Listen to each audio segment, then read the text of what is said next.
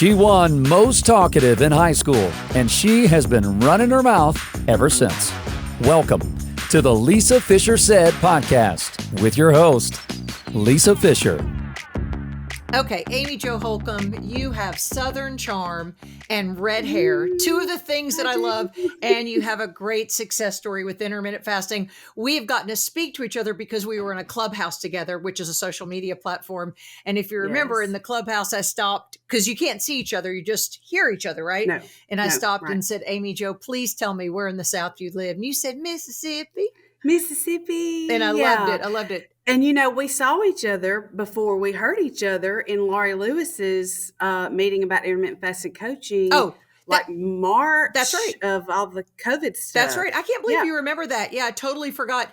And did you then pull the trigger? Have you become an intermittent fasting coach? I am. Me too. I am. I would love to do the IIN thing. And, a lot of y'all have done that. I looked into it first. It's very costly, and not that should keep me from it, but it's something to consider.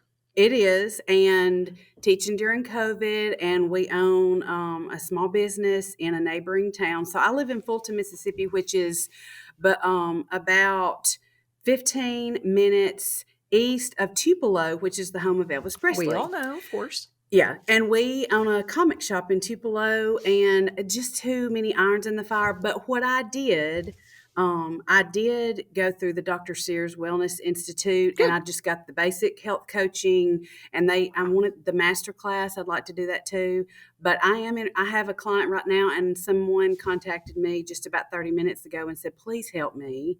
And I'm like, it's my purpose. I totally feel the same way. Instead of evangelist, we're fast evangelists. So I totally feel the same way because intermittent fasting has changed the way I think about food. And even though mine was just a 10-pound weight loss, it freed me from the fretting and the wondering, will the clothes fit from the next season to the next? Yeah. What can I eat? Oh, I can't eat that. Oh, it's time to eat again. That's all out the window. I think you have a pretty successful, pretty large weight loss, though, if I remember in our group. So tell me where you started and where you are now. You don't have to say number on the scale, but just how much you've lost. Oh, I don't care about the number on the scale anymore. I did then. I don't now. It's a badge of honor for me to say it. So at my highest weight ever, I was 300 pounds. That was from about 2007 to about 2011 or 12. And then I lost 50, and lots of reasons I started gaining it back. So the last recorded weight that I have in November of 2019 when I was at my doctor was 272. And I'm fluctuating now. My lowest on the scale has been 182 to 184. There's a couple of pounds there. And how tall a gal are you? 5'7". Okay. So large frame. What's your number in your mind? I don't know. I feel like it's not a number anymore as much as it is. I'd love to be a 10. Okay. Like right now I'm a 12-ish. I'd love to be a 10, but I think probably to get there, I'm going to need to get down to about 160 or 165. You can do it. And I'd be fine with that. I'd be fine with that. And I can do it.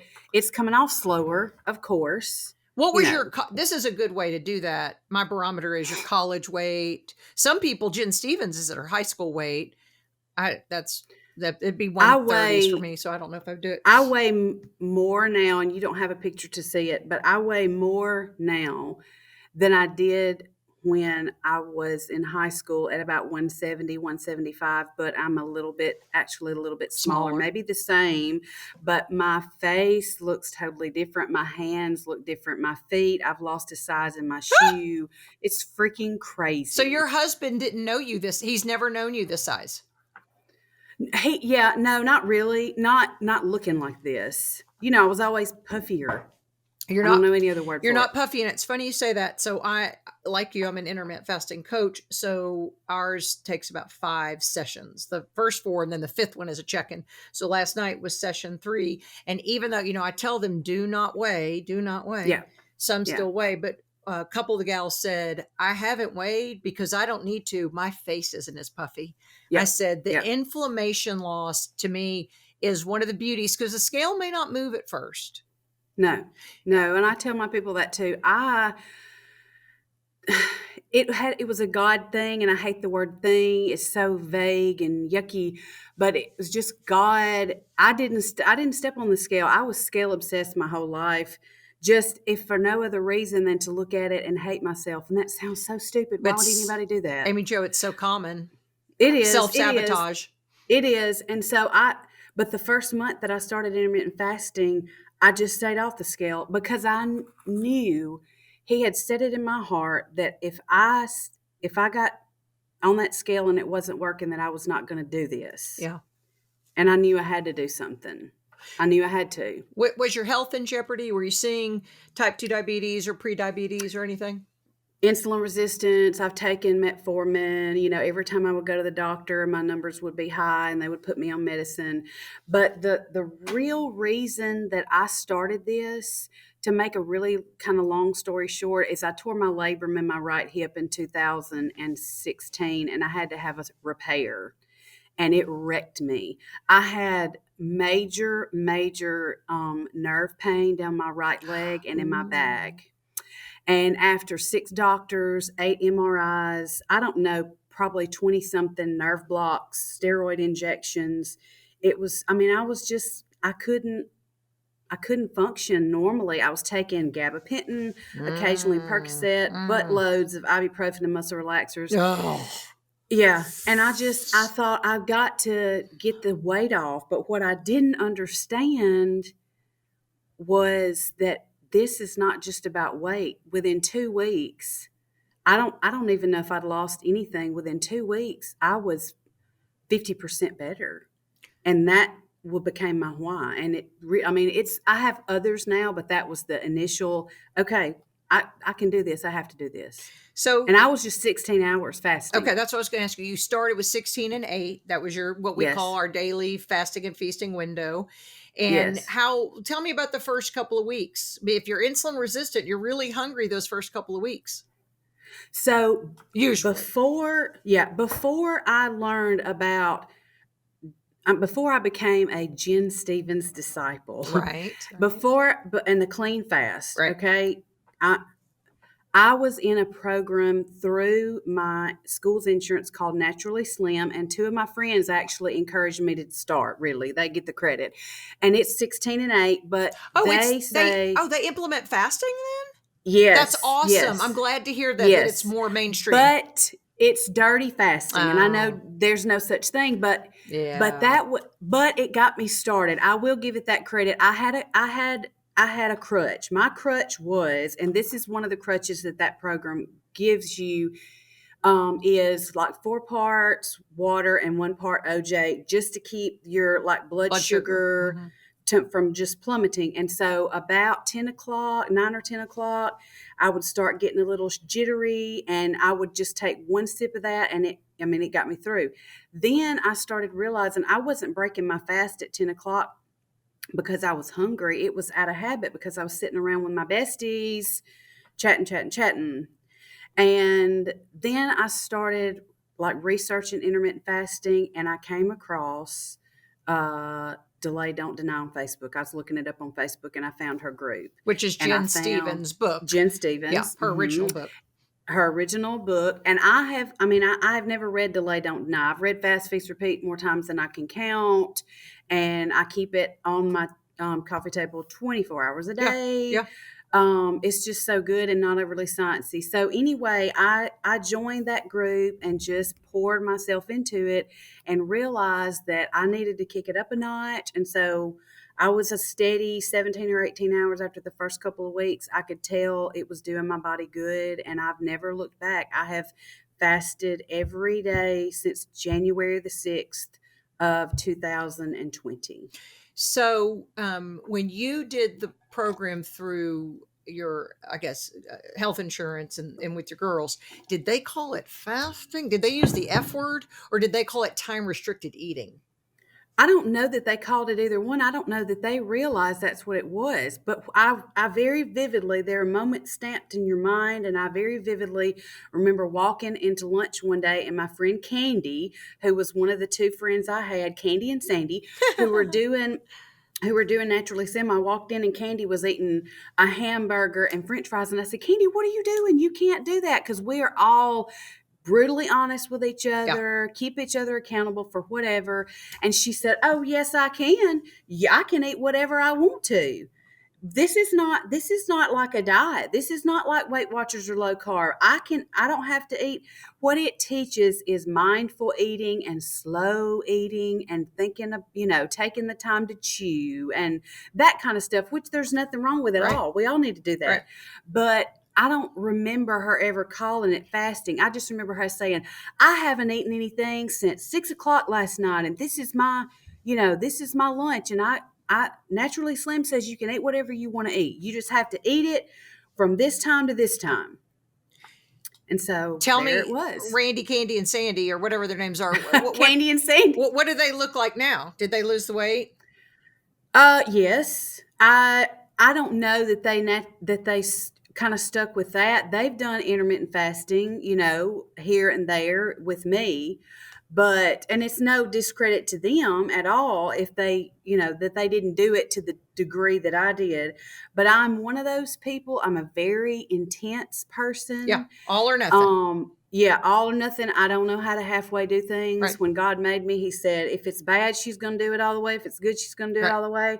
And I just poured in. I just poured myself in. And so when COVID happened and we didn't come back to school after March the 12th, everybody else, was like, oh my gosh, I'm sitting at home bored all the time. And somehow I found my groove, and I was 20 hours. And that's where I just got into 20 and 4. We were working with our business also, trying to keep it going because we couldn't open.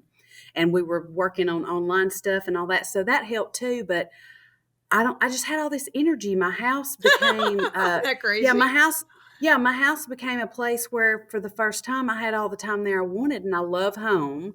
And so I'd work in the pool, I'd work in the garden, I rearranged my closets, I threw out stuff, I gave away all my clothes that I just really, I've said from the beginning, you may have seen it. I know Jen has, I know Lori has, I know Roxy, Sherry, all the people. This was God's intervention in my life. I've never known any other way to put it. Not everybody has to share my spiritual, aspect that I have about it. But that for me is what it has been. It has been a spiritual journey. I love it. So do the math again? You're at 100 and how many pounds? I've lost around 90. 90. Okay. So now 272 was what I weighed in November, Lisa. So you got Thanksgiving and Christmas and New Year's.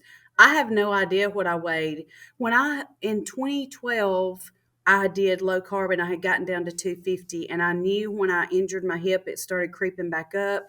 And when I saw 272 that November of 2019, I just wanted to give up. And I don't know, I may have been close to 300. I was very close to 300 pounds again, I believe. I see. Okay. But to be honest with myself, that's the only number that I have to reference.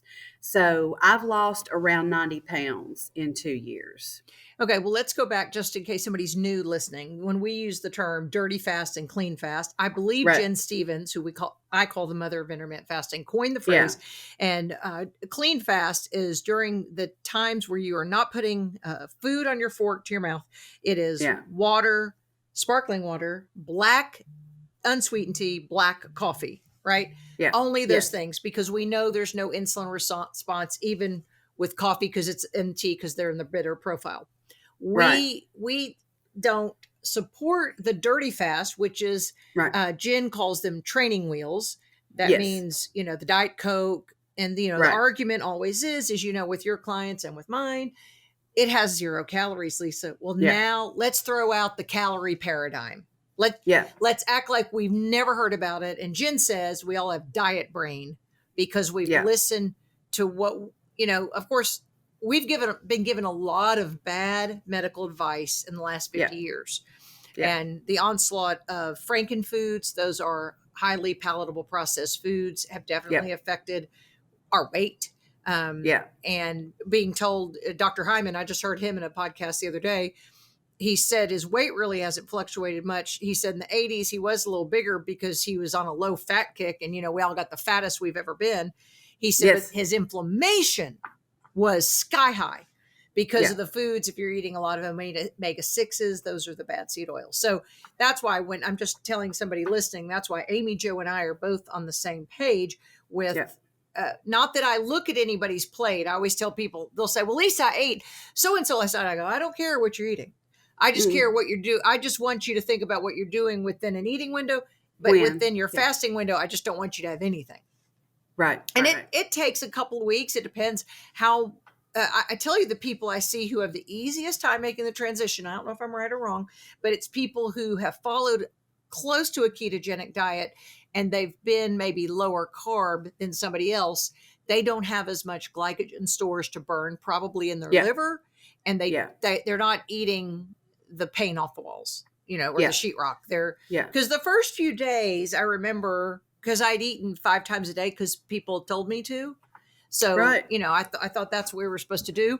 And as we know, it just made us hungrier and fatter. Yeah. So that's the thing about what you were doing, Amy Jo. You were on metformin or some type of glucose lowering. Like time released. Okay. Some kind of time release something. Yeah. And you and I know now that that's like giving an alcoholic. Alcohol is giving someone with high blood glucose insulin, because insulin is a fat storing hormone. I mean, it makes me take the palm of my hand and hit my head and go, it's not the best fit. So tell me about what I've never really talked to anybody about what life is like when you're on an glucose lowering medication and helping you release insulin. It's you're insulin resistant, so they're just going to give you more insulin. It sounds counterproductive, but it is what it is. Tell me, did it make you hungrier throughout the day? No, it made me sick. Oh, did you get the GI distress? Yeah. I've heard about that. I did. Incredibly like irritable. And I did not, because of that, I never took it diligently, but I'd go back, I'd take it for 2 or 3 months and I would go back for my 6-month checkup again. And my numbers would be high again. And she would put me on it again. And now I'm not saying anything bad about her. Like, she's one of my best friends, and she's a super supporter of my intermittent fasting. Good. She knows it's changed my life. So, but I would be put on it again, and the roller coaster would go again. And I might lose a few pounds here and there, but I just felt terrible. My stomach just was torn up. It just bothered my stomach all the time. Yeah, I've heard that. And I just couldn't do it. I couldn't do it. And then, I didn't want to be taking medicine for the rest of my life. No, I didn't, because I knew, whether I wanted to admit it or not, I knew that the problem that was not something medicine was going to fix. It was me. It was my food. That was good. Yeah. But did you also understand, because there's a lot, we were saying earlier, there's a lot of self-loathing in an obesity paradigm, which I hate, because the more you hate yourself, the more cortisol you produce, the more you're out of whack hormonally. So I hate that. So I'm glad to hear that you could turn the corner, and because you now love yourself. You love yourself enough. I do. To not feed yourself all the time. Yeah. And I don't know. I do still have a hard time. Like, sometimes I'll pass by like yesterday in Walmart, it happened. And I don't know if everybody can understand this unless you've been where I've been, but I was in Walmart yesterday, and I walked by the freezer section, and I just saw my profile, and I just thought, sometimes I still don't believe that it's me. Cause I don't look skinny. Like, I'm a big, strong girl. My people, they are big, strong people. I was, I was the person that everybody, I was the person that held all the cheerleaders up. I was bottom in the middle. Right. Yeah. That was me. So I'm not made to be a little girl. And that's part of my problem too, looking back. But I look at myself and I'm like, I don't know. It doesn't really look like me. I go to try on, and I need a large instead of an extra large. And yesterday I was trying on a dress for my son's wedding, and I said, I need a medium. That's awesome. It's boutique stuff, made big, whatever. Right. But still, awesome. It felt good to put a medium on instead of a 3X or whatever. Well, it's the same thing that Jen Stevens said. What made her, the light bulb went off in her head when she saw a picture of herself after a vacation. Mm-hmm. And she did the same thing, but it was the opposite. She Yeah. couldn't believe she was that big. And when she saw it, she said, well, who is that girl? So we all have an indelible image, good or bad, about ourselves. And it takes Yeah. us a while to accept the truth of who we are. And Yeah. I kind of feel the same way. I have a new home that we built. So I come down into my closet and there is a mirror, and I'm now a size 6 in clothes, and I'm 5'8", and I haven't Yeah. seen that. And again, boutique sizing and vanity sizing, has Yeah, but still. changed it. But I've done the same thing going, I know I've told myself now, and I know it's not about me, but I just want to say this so other people can understand it. If they're going through that, I look at myself now and go, you know what? I'm not embarrassed by the girl in the mirror anymore. Mm-mm. And that's No. probably what you're saying to yourself, going, that's an acceptable size on a woman. And I'm good with that. Yeah, I'm good with that. I've had to make peace with varicose veins and, a little flabby skin and cellulite and stretch marks. I don't, that was the kind of thing that before this would have driven me crazy. But I mean, I'm 45, I'll be 46 in July. I'm never going to look like Cindy Crawford. I'm fine with that. Before, I maybe I wouldn't have been, and there's so many unrealistic aspects of that world anyway, but I'm just, this body is a miracle, and what it has done in 2 years and 13 days is a miracle, and I'm fine with it. Well, we are fearfully and wonderfully made. That's what the Bible says. Yes. And number 2, I'm glad you found this out now before you go through menopause, because menopause is an eye opener. And that's when even a lot of my clients are women who are always naturally slim, and they look down and have something in their abdominal path, they say, that they can't zip they don't tuck their shirts in anymore.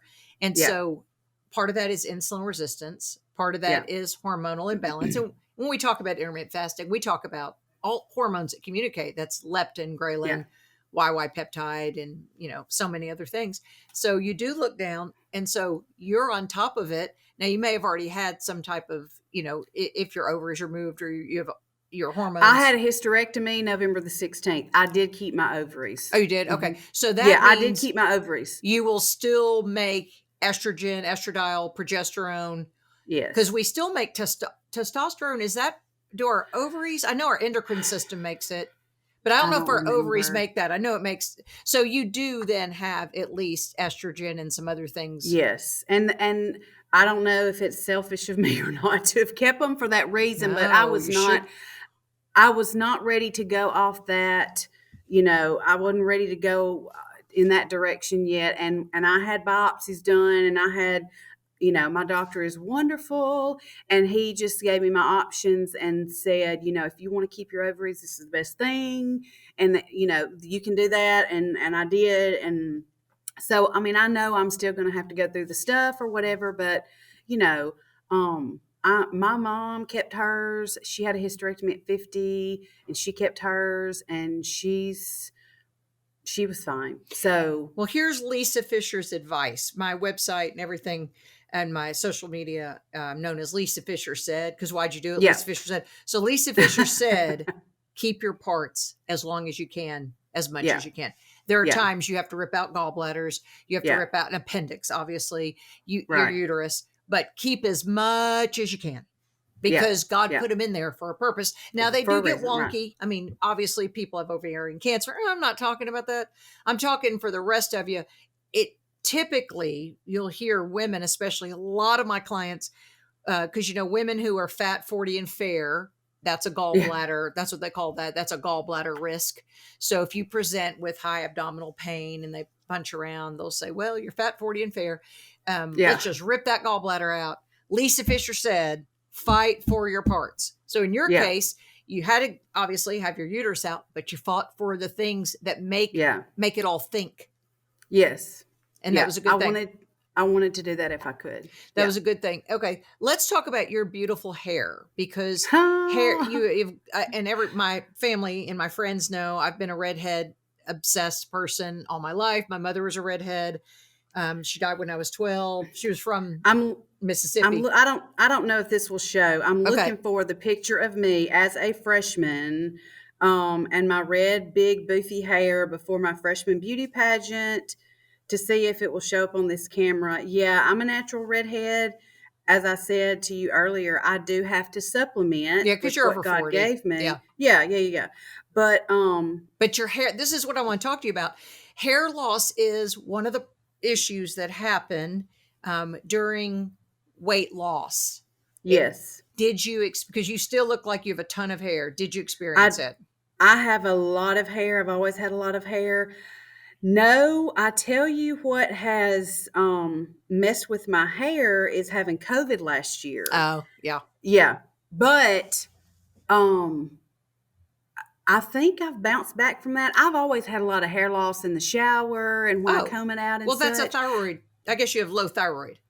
Well, I just got my thyroid checked a couple of weeks ago, and it was fine. I have so much hair, so I don't know. I kind of haven't sweated it, really. Okay, It's Amy Jo, thick, Lisa Fisher is going to bushy. sit here with her health coaching chair, though I cannot That's fine. I cannot I'm give medical listening. advice. This is not medical advice. This is from someone who 19 years ago had that symptom, and they would pat me on the leg and go, "Well, you have so much hair," and I'd say, "But I would like to keep it."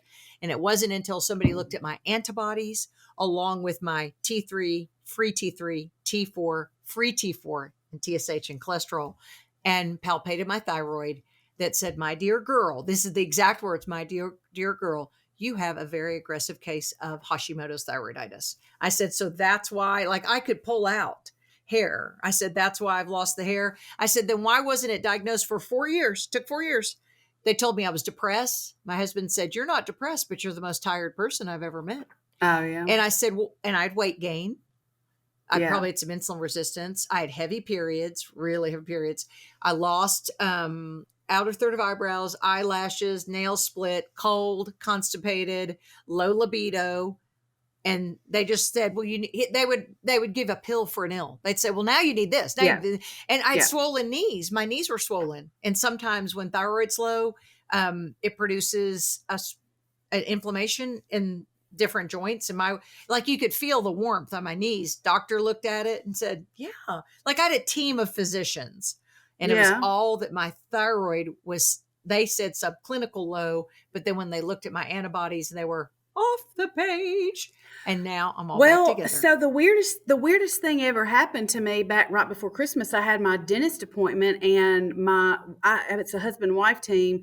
And after the hygienist did her thing, the woman dentist, who I normally see her husband, she came in there, and I was lying back in the chair, and she's checking everything, and then she starts just feeling all over me, and she's rubbing, and she said, "Amy Jo, have you had your thyroid checked lately? I can feel it through your throat." So I called my nurse practitioner, who is one of my best, wonderful friends, love. And she got me an ultrasound.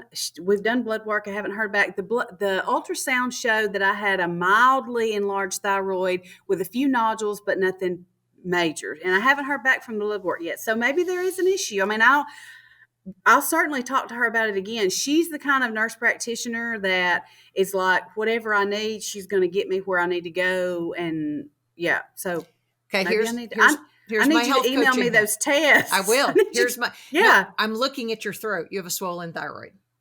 Really? Mm-hmm. Where is It's it? no one would notice it, but someone who loves thyroid. It's a little gland above your collarbone. Yeah, but I mean, it's swollen. When you're talking, I can see it. Okay. So this is what my original doctor told me. So when I was diagnosed in 2003, it took me 4 years to get diagnosed. And I know this isn't about me, but this is in case anybody listening has the same I want to thing. know.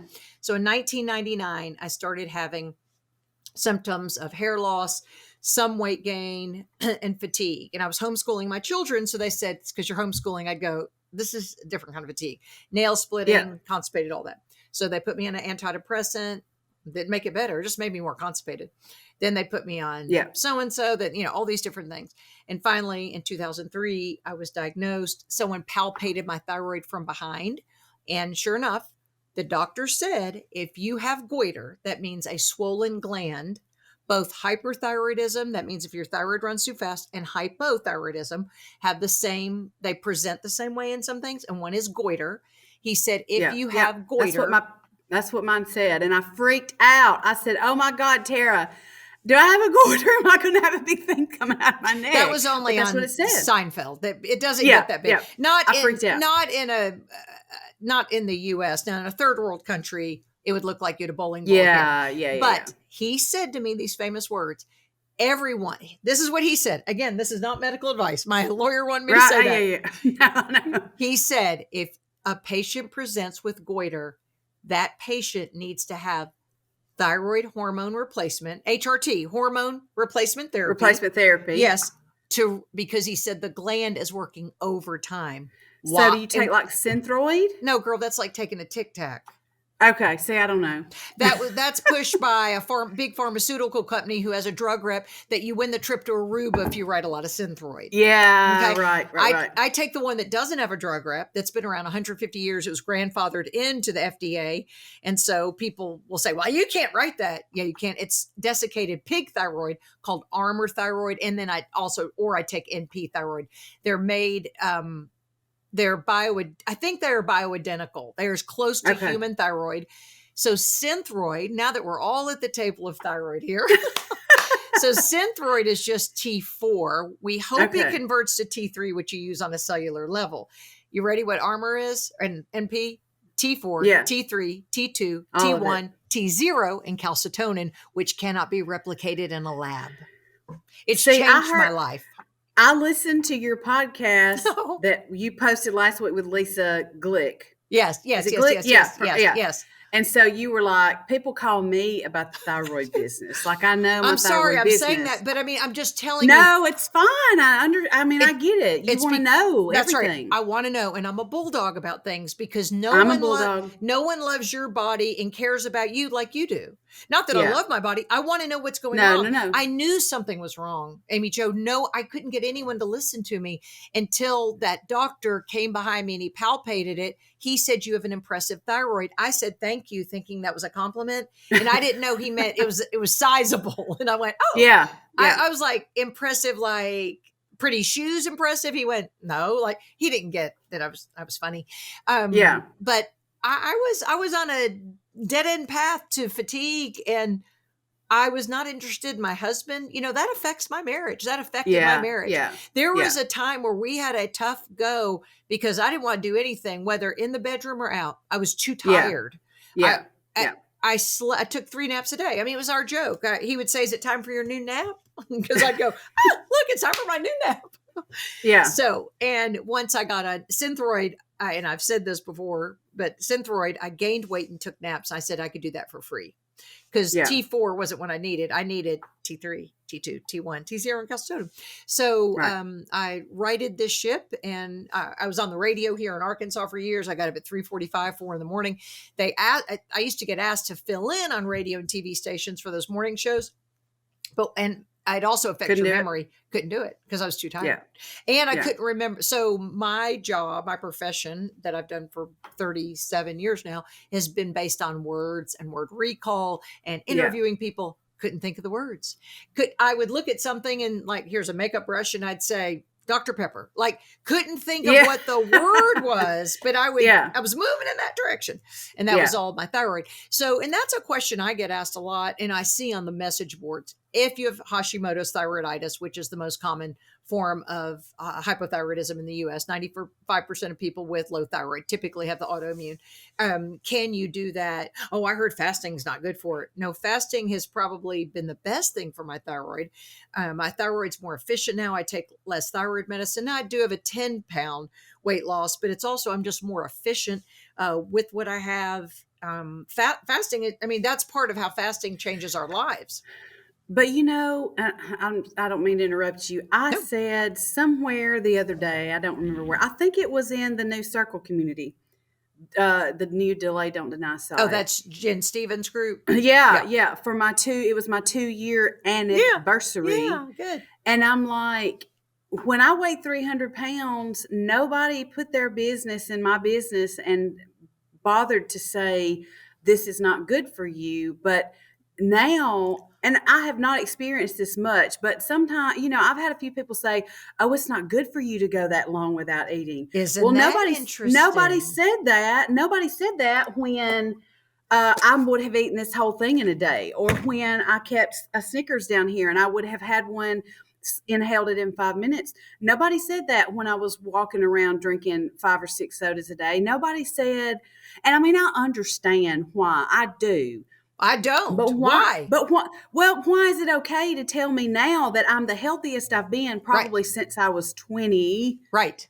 Before I got married and the weight really started packing on. Why is it okay to look at me and say things like, well, you're starving yourself to death, that, and I'm like, okay, no, I'm not, because prior to about maybe 75 years ago, people didn't have grocery stores and restaurants and even refrigerators everywhere. No, ma'am. So maybe you ate once a week and that was it. And you had to hunt it down and kill it and you ate it while you could and that was it. Well, that's why your ancestors only lived to be 25 years old. And you know what I did? I did what I do. I researched, and that's not true. And what did you find out? They didn't live long. If people didn't live long, it was because they killed each other. Right. As still they do today. Really? Yeah. So I did a whole thing. I just got real mad about it. And one week the first coaching stuff that I did, it was like with a group, and now I do individual, and so I just shared it with them. And I said, I just want y'all to know how to answer people who are going to say, oh, it's not good for you not to eat 3 or 4 times a day because you're going to starving yourself to death. This is why people didn't live to be older than about 30. It's not true. It's just not. Some people die now at 30 years old. Why? Because they're fat. Sin, right. And because sin, death, disease are the wages thereof, and because they're fat. And I could die today when I get in my car to drive home. That's right. I could fall dead of a heart attack because I have, and this is another, we don't have to get off on, some post-COVID things that I've been through since then that have caused some issues. But it won't be because I didn't eat 5 times today, because I didn't eat at 7 a.m. and then again at 10 and then again at 12 and then again when I get home from work and then again for dinner and then right before I go to bed. Snack, yeah. That won't be why. What was your eating schedule, as they say in the UK? Your eating schedule back in your chubbier days?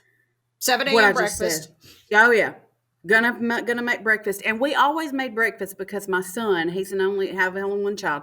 He has always been a pretty picky eater, but if he didn't eat anything else, if he didn't eat crappy cafeteria food, he was gonna eat breakfast. So we tried to make sure we had breakfast. So bring breakfast, even if it was just, eggs and bacon, whatever. Yeah. And then I was gonna have something at break, chips or a granola bar or whatever. And then lunch is 2 hours later, and I'm gonna eat whatever I want for lunch. And then I come home. I get home about 3:30. I'm a school teacher, so my day is regimented.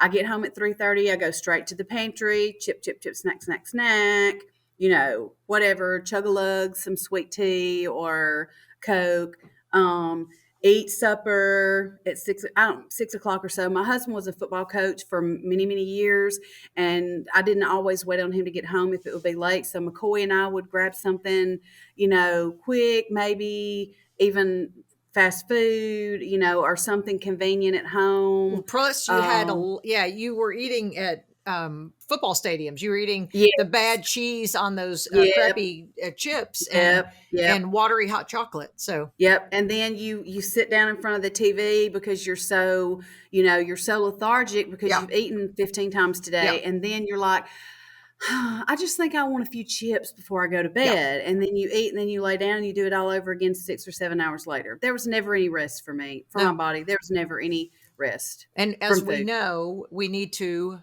rest and digest. Our body needs a time of no food. Let it do its magic. And so tell me now what your schedule is. As a school teacher, I love hearing these school teachers who wait all day and don't eat till 4 o'clock. I think is amazing. So what is your schedule? Well, I'm a huge fan of modified alternate day fasting. Yep. Love it. It does my body good. I broke through under 200 with modified alternate day fasting. And that means you're eating 500 calories one day. Maybe 600. And then the next day I'm going to have probably a 16-hour window. And 2 good or meals, 16-hour fasting. That's right. That's right. Yeah. And I have, I'm not a meal prepper or a meal planner, but I was telling one of my ladies last night that I coach, I'm a big proponent of having a plan. And for me, that just means I keep things at home and at work that I like: nuts, cheese, tuna, avocado, highly nutrient density. And I love healthy fats. I make protein balls. I keep yogurt. Good. And I may eat junk every now and again too. If I want it, I eat it. If I want it, I eat it. But what I want has changed for the most part. Isn't that crazy? Yeah. But if I'm one meal a day, like fast, feast, repeat, one meal a day, Jen's philosophy of that changed my world, because I thought, okay, I don't have to just sit down and literally eat one meal in 30 minutes. If I do one meal a day on that odd day, I will break my fast, usually at work, because we eat early. My husband doesn't coach anymore, and my son is in college and fixing to get married, so he's here and there. And we like to eat early, so I'll break my fast at lunch with usually nuts and cheese. Yeah. Maybe I like to put like chocolate protein powder in my iced coffee and do that kind of thing. Yeah. And then, 3 or 4 hours later at home, dinner is whatever I want. Other than that, I like modified. And I do try to do at least one longer fast a month. Like 24 hours, 36? No, like 42, wow. 44. Amy Jo, those are hard. They are, and they're, once you get past a certain point, they're not. But I'm just... There's a 2 or 3 hour window in those, though, that you're thinking, I don't know if I can do it. Yeah. And the key is water and salt. It is. Water and salt, and Epsom salt baths. I take Epsom salt baths many times a week. I take my magnesium supplement. I will never not take BioOptimizer as long as they're making it, and God continues to let me have a paycheck. I'm out right now. They've rush shipped me some because the other shipment didn't get here, because I'm a different person without it. Do you hear me? I am a different person without it. Yeah, I am. I really am. Well, I take a lot of magnesium too, and I've done BioOptimizer. I'm just taking a Plexus brand or something, just because thyroid patients have slow digestion. I was just listening today to Chris Kessler, the functional medicine doctor. Boy, that's a whole topic we need to talk about sometimes. Women and osteoporosis, that's a racket too. We don't need all this calcium. We don't need all the dairy. There are other things we need. Magnesium's one of them. Magnesium, he said, like for certain groups of women, 600, 700, 800 milligrams of magnesium a day, but you have to do some magnesium glycinate or you'll blow out your gut, meaning you will have explosive. Really? Number 3. Yeah. Not 1 or 2. I mean, you get into number 3 then. That's if you do the magnesium oxide and magnesium citrate are for constipation. So and he said this. He said that's good to have some of that, but to also balance it magnesium glycinate, and that's that will kind of relax you. That helps. Sometimes I take that at night, that and L-theanine to help myself go to bed. So I have melatonin. I have like a not CBD. It's called CBN. That one helps you with rest. So because I will say this with intermittent fasting, and I'm sure you know this too, I have so much energy that sometimes at night I can't wind down. I'm still not like I have wonky cortisol or adrenal fatigue. Not at all. I wake up firing all day till 10 o'clock at night. I make myself, I want to wind down. So I do sometimes have to help with that high dose magnesium, which is really good. Yeah, the magnesium has helped me with that. It's helped me with stress. It's helped me with the bathroom situation. And then, seriously, what I'm doing, whether I'm doing a long fast or a modified fast or not, I'm a believer in the Epsom salt bath. If that and a good candle and some relaxation station on my Pandora is good for me. And the guys know to keep the pets away so they're not scratching at the door and don't bother me. And my phone's on do not disturb, and that's it. And so, but especially on those longer fasts, I almost look forward to it. That's like a me time. And I know this sounds, hokey to some people, but there is some self-talk in there that this is good for me. What's happening is good for me. My body needs this. So it's okay. Well, we know, Amy Jo, that negative self-talk also produces cortisol that produces the abdomen. Yeah. And that loving ourselves, not Yeah. glorifying ourselves. There's No. only one we glorify, but loving ourselves is so important to look in the mirror and say, you know what, God, we're, as I said, wonderfully made, Yeah. you know, and we're perfect to God and, you know, what Yeah. he has done because of Yeah. what he's done on the cross.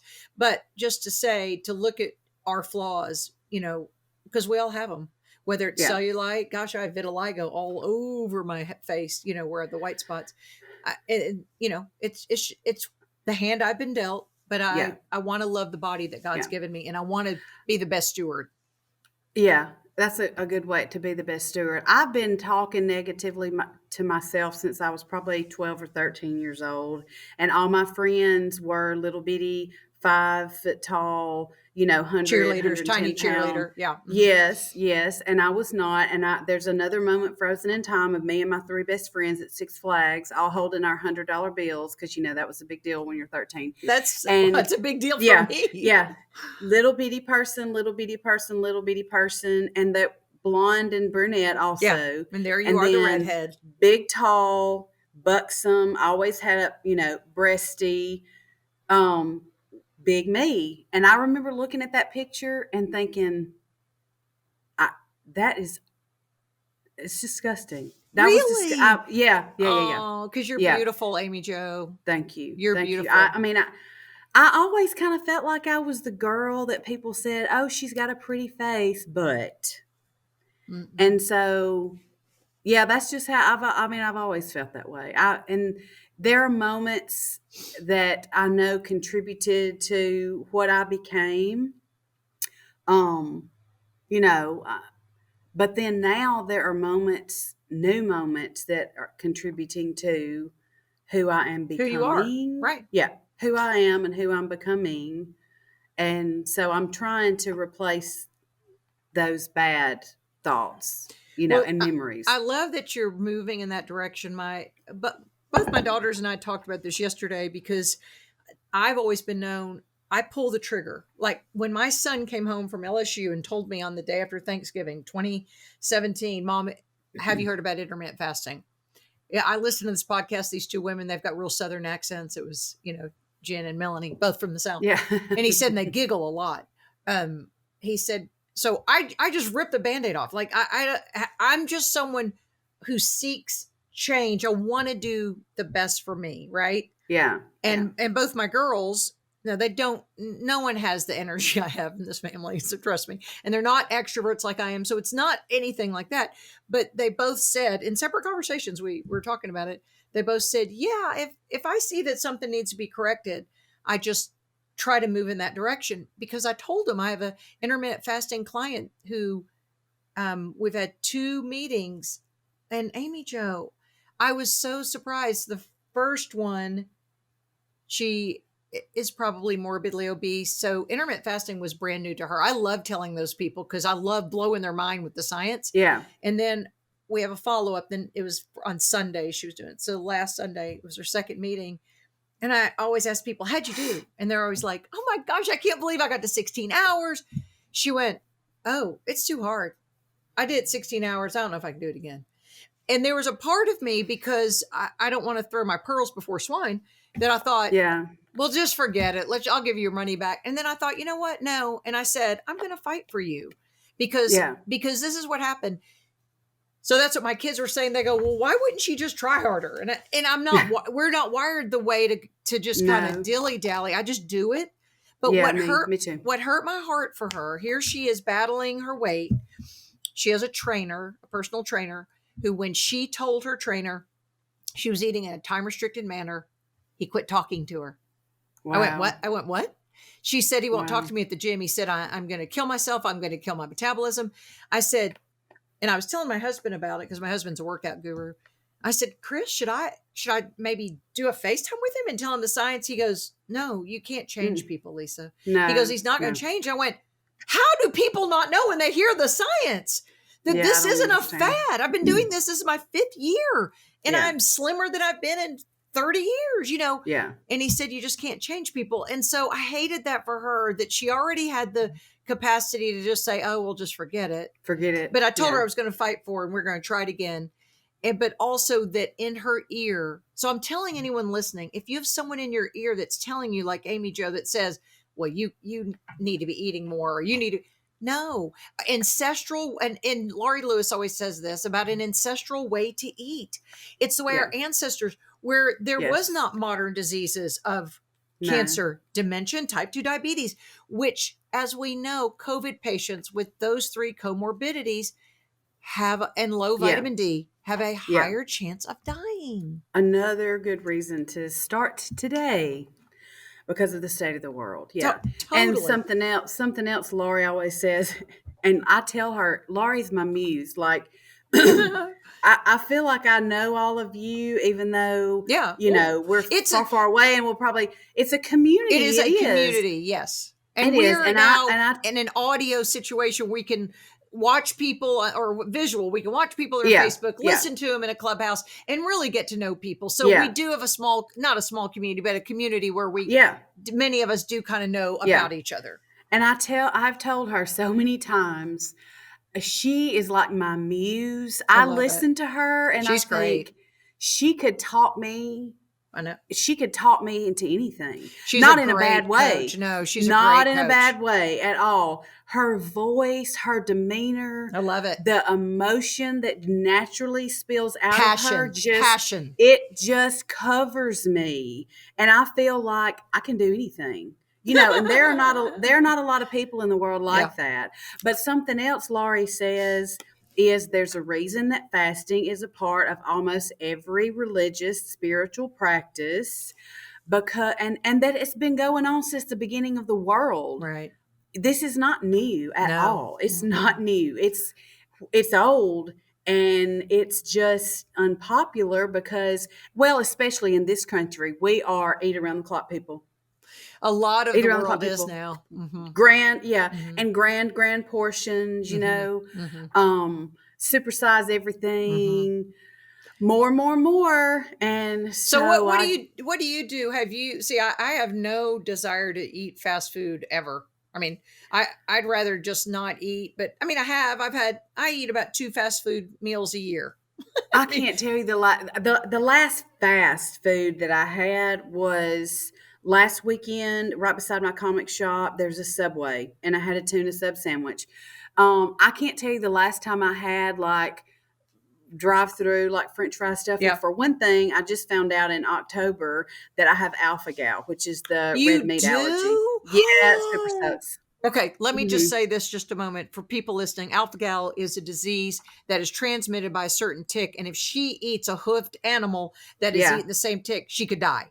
Not exaggeration. Yes. Yeah, it is. I have had 2 bad reactions. Anaphylactic shock. Mm-hmm.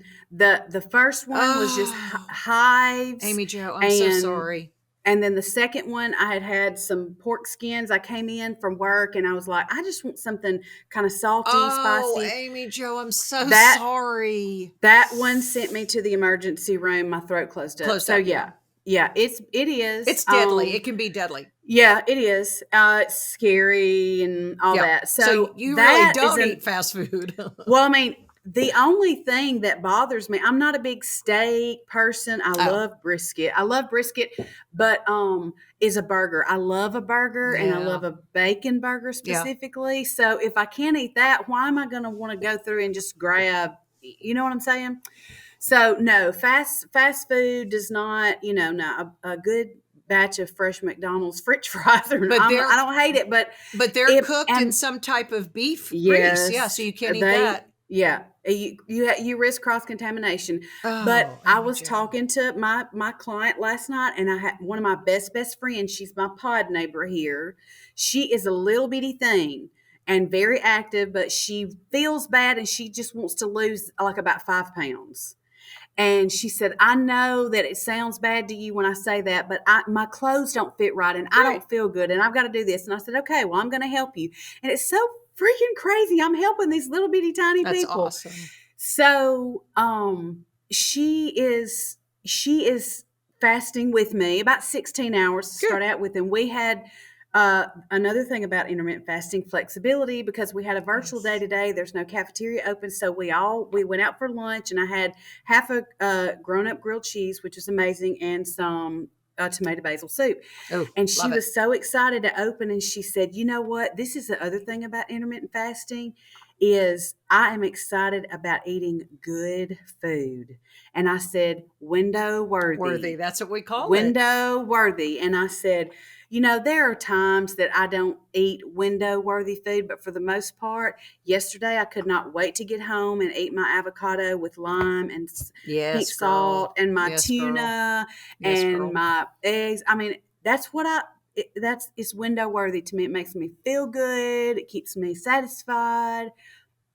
It's window worthy. I love it. Have you eaten today? Is today a 500 calorie day for you, or a long day? Wednesdays are usually 1 meal a day, but I flex today because it's a big deal that we get to have lunch out because, as a teacher, you're stuck in your room all the time. Yeah. And we got to go get lunch today because we're having a virtual day today and there's no cafeteria, so they have to let us go get lunch. So I did have lunch today, but I was still 18 hours fasted. And I'll probably eat maybe some little something when I get home in a little bit and close it. And then tomorrow will be a modified day all over again. No guilt, no big deal. Fix 500 or 600 calories. So for me, just because of metabolic flexibility, I yesterday had one meal, and it was a bowl of ramen because we're kind of getting colder weather was moving in. And I wanted some comfort food about 3:30. So I may have had just 500 calories, but because I knew, because this is what we do, we plan. I knew today I'm going out 2 different times because it's my birthday month. We're celebrating. Yeah. Oh, yeah, girl. Right. And so I had birthday lunch and I had salmon salad and I had 3. In fact, I asked for 3 dressings because I want more olive oil in my diet and more vinegar. And so, they bring that much to you. And I said, I'd like 3. And she went, okay. And then I know tonight I'm going with friend and we're celebrating it's her birthday month too. Yeah. And my mouth watered talking about it. And I might have a cocktail. I know it. I might have a cocktail and all the things. Yeah. But so what will happen, and I tell my clients this all the time, I will be so full because I don't usually eat 2 real meals in a day. Yeah. Yeah. That tomorrow I'll end up probably not eating again till 3 or 4. My husband will come in from out of town.